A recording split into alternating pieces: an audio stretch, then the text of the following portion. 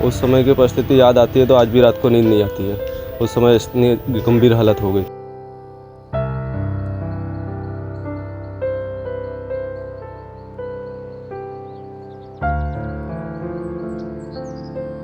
बड़ौदा मेरा जन्मभूमि है और यहीं मेरा जन्म हुआ। बचपन से यहीं रहता हूँ और यहीं सब पढ़ाई लिखाई सब कुछ यहीं पे हुआ था।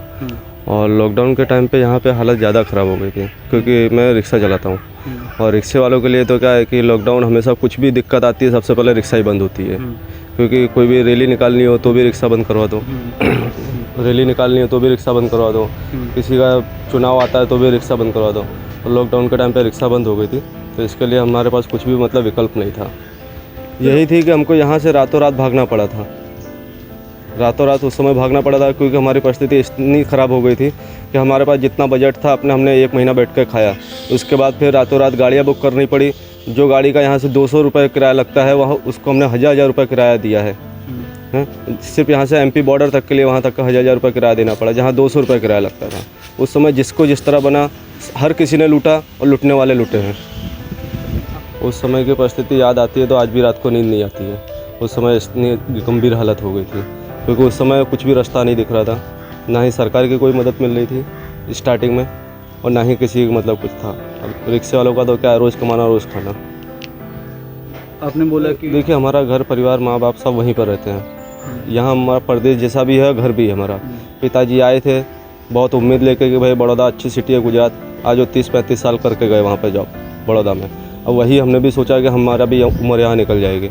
आज भी मतलब ये है कि जो हमारा पहले जैसा रूटीन था धंधे पानी का वो भी अभी चल रहा है, लेकिन नॉर्मल है। पहले अगर हमारा 100 का होता था तो आज हमारा सिर्फ 40 का हो रहा है। सिर्फ 40% ही धंधा पानी हो रहा है। उसमें भी 9 बजे कर्फ्यू का नाम देकर 8 बजे ही बंद करवाने लगते हैं। जो भी नियम कानून लागू होते हैं सिर्फ रिक्शे वालों के ऊपर लागू होते हैं और वो भी सिर्फ कोरोना के नाम से। कोरोना रात को ही क्यों आता है, दिन में कहाँ चला जाता है? कोरोना कुछ भी नहीं है, ये सब दिखावटी है क्योंकि हर तरह से गरीब आदमी को परेशान किया जाता है। ना तो कभी अमीर को कोरोना में कोई दिक्कत हुई, उनके पास तो बैंक बैलेंस है, सब कुछ है। हमारे लोगों के लिए क्या है, हर चीज़ के लिए काम धंधे बंद कर दिए जाते हैं। कहीं भी जाओ सरकार बोलती है हमने ये स्कीमें निकाली वो स्कीम निकाली। हम बता रहे हैं आज हमारे मोहल्ले में पूछ लो किसी को कुछ भी स्कीम, एक भी स्कीम मिली है सरकार की तरफ से तो आप जो बोलो मानने को तैयार। कुछ भी स्कीमें नहीं मिलती, सिर्फ पेपर वर्क होता है बस। अब ये जो चाली है उसका नाम क्या है? ये वारसिया नर्सरी टेकरी है, सरसिया तालाब के पास।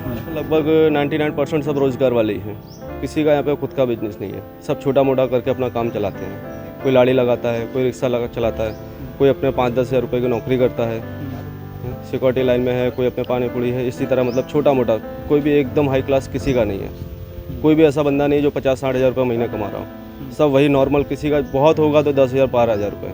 उसी में आदमी को 5 जन का परिवार भी चलाना है, भाड़े का मकान भी है, किराया भी देना है, लाइट बिल भी देना है, पुलिस वालों को भी देना है, उसमें सबका उसी में निकालना है।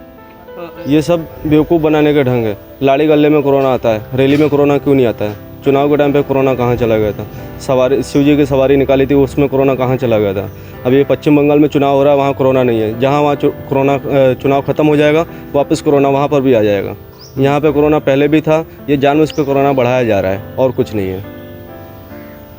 हमारे परिवार में 7 लोग हैं और वो भी सब गांव रहते हैं। मुझे अकेला यहाँ पे कमाना पड़ता है। पूरा परिवार यहाँ पे था, लॉकडाउन की वजह से सबको गांव छोड़ के मुझे अकेले यहाँ रह के कमाना पड़ रहा है। तो कैसे किस प्रकार आप मैनेज कर लेते हो सारी चीज़ें? क्या करें, अब रिक्शा चलाते हैं, नौकरी करते हैं, 2-2 काम धंधे करने पड़ते हैं। दिन में नौकरी कर रहे हैं, रिक्शा चला रहे हैं 2 घंटे, भाड़े की रिक्शा है उसको भी भाड़ा देना है, भाड़े का मकान है, गाड़ियाँ है, सब कुछ है, अपना भाड़े का सब कुछ करना पड़ता है।